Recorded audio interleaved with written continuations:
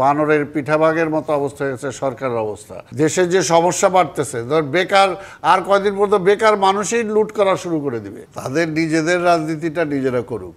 তারা যেহেতু রাজনীতিতে আসছে, দীর্ঘদিন তো বিশ্ববিদ্যালয়গুলোতে রাজনীতি ছিল না, এবং তাদের সাথে যারা ছিল তারা তারা এক পর্যায়ে এমন ছিল যে ছাত্র রাজনীতি দেশে দরকার নেই।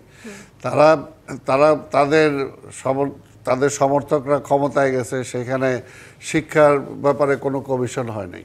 কাজে তাদের নিজেদের দিকগুলো তারা, বিএনপিকে নিয়ে তাদের চিন্তা করতে হবে না। বিএনপির যে নেতা আছে, তারেক বেগম খালেদা জি এখনও আছে, তারেক রহমান এখনও আছে, এবং আমরা তো আছি। কাজে বিএনপি নিয়ে তাদের চিন্তা করতে হবে না, সেটা জনগণ বুঝবে যে বিএনপি ঠিক আছে কি নাই। এই জন্যে আমরা বারবার বলছি নির্বাচনের কথা। কাজে এইখানে যে এটা বললেন ডাক্তার সাহেব, যে কথাটা বললেন যে আসলে বানরের পিঠাভাগের মতো অবস্থা হয়েছে সরকারের অবস্থা, অর্থাৎ ওরা নিজেদের একটা চাপায় দেওয়ার জন্য, এই যে কোথায় সবাই আমরা জুলাই সনদে স্বাক্ষর করলাম, এরপরে তো হাসি খুশির মধ্যে নির্বাচন শুরু হয়ে যাবে, তারা আবার সেটা ব্যাক টু প্যাভিলিয়নে আবার নিয়ে গেল। অর্থাৎ তারাই একটা জটিলতা লাগাই থেকে আজকে তারা সেগুলো কি করতে চায় এটা তারাই বলতে পারবে।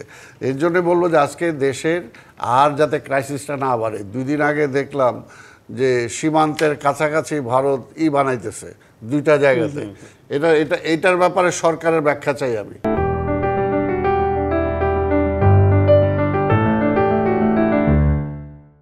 সরকার কি জানতে চাইছে কিনা ভারতের কাছে যে এই ধরনের কেন তারা করতেছে? বাংলাদেশ কি যুদ্ধ করার জন্য প্রস্তুতি নিতেছে? তাহলে তারা কেন এটা করতেছে? কাজে তারা ওই দিকে দৃষ্টি দেখ, এবং ওই দিকে দৃষ্টি দিতে তারা যদি ব্যর্থ হয়, তাড়াতাড়ি একটা নির্বাচিত সরকারের কাছে আর তারা দায়িত্বটা অর্পণ করার জন্য চেষ্টা করুক। কাজে অন্যদিকে দৃষ্টি দিতে যায় তারা দেশটা লণ্ডভণ্ড করে ফেলাইছে। আজকের দেশে যে সমস্যা বাড়তেছে, ধর বেকার, আর কয়দিন পর্যন্ত বেকার মানুষই লুট করা শুরু করে দিবে। কারণ বেকারের সংখ্যা বাড়তেছে, জব নাই, কিছু নাই, তারপর অর্থনীতিতে নতুন কোনো সংযোজন হচ্ছে না। কাজে একটা ব্যর্থ রাষ্ট্রের দিকে দেশটা ঠেলে দিচ্ছে আজকে যারা আন্দোলনের নামে যারা আজকে যা করতেছে। এবং আজকে আমি প্রথমেই বলেছি যে আজকে যে এই যে আগুন বলতেছেন, ভিডিও জ্বালাও পড়া শুরু হয়েছে, এগুলো তো সরকারের দুর্বলতার জন্য এবং নির্বাচন পিছিয়ে দেওয়ার জন্য, যারা বিএনপিকে ক্ষমতায় যাতে না আসতে পারে এর জন্য তারা ঠেকাইতে যায়, দেশকে ঠেকাই দিতেছে। দেখা যায় এইটা থেকে আল্লাহর হস্তে সব কিছু আর বাদ দিয়া যদি এই স্বাক্ষরের পরে নির্বাচনের ট্রেনে নেমে যেত, তাহলে কিন্তু আজকে দেশের অবস্থা আরও ভালো থাকতো।